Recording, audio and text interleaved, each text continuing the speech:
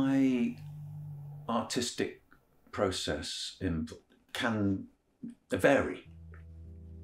I may see something and take a photograph of it without any notion that it may appear in a painting or be the starting point for a painting. But I may look at that photo 5, 6, 20 days later and decide, actually, there's something here that I might be able to use. Other times, the inspiration is an idea, and the idea takes shape in my mind, and then I might have to go out and source an image, often more than one image, which I can then use collectively as a starting point for a piece of work.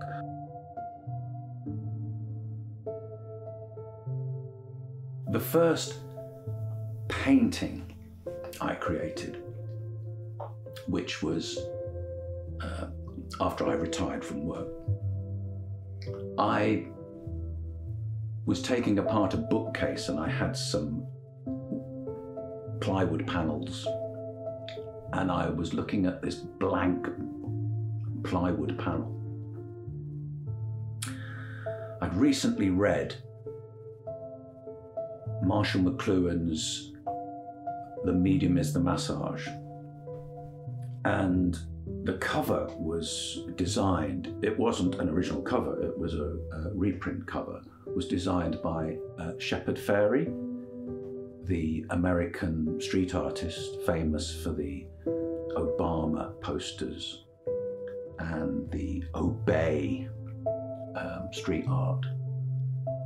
And I replicated that cover on this plywood panel and was very pleased with it, and that was the start. When I was a child, I remember having a desire having a thought in my mind that maybe I'd like to be an artist. But I'm talking about being very young and not fully understanding what being an artist was. It just seemed an exciting romantic notion, I guess.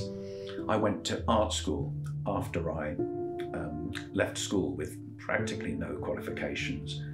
But I didn't have the discipline and certainly the willingness to put in the work necessary, and consequently left art school.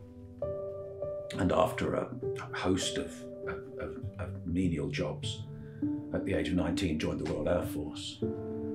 I spent 8 years in the Royal Air Force, pretty much a square peg in a round hole, but I don't regret it. I think it was quite formative.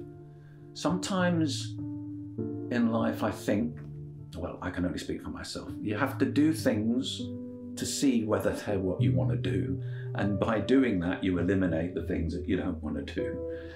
So I left the Royal Air Force much clearer in my mind about the kind of life I wanted, and I knew that meant studying, and so I left the Air Force to do a degree in Bristol.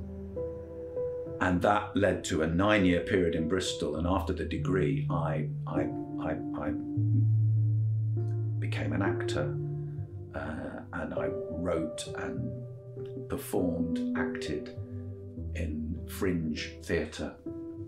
And at the age of 35, I did my postgraduate certificate in education and became an English teacher, which I did for the next 20 years.